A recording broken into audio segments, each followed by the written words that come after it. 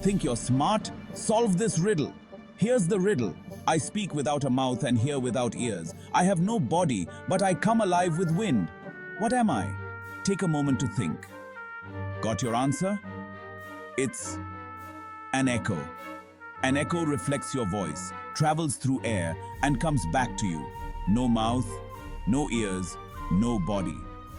Did you figure it out? Let us know in the comments and tag a friend to challenge them.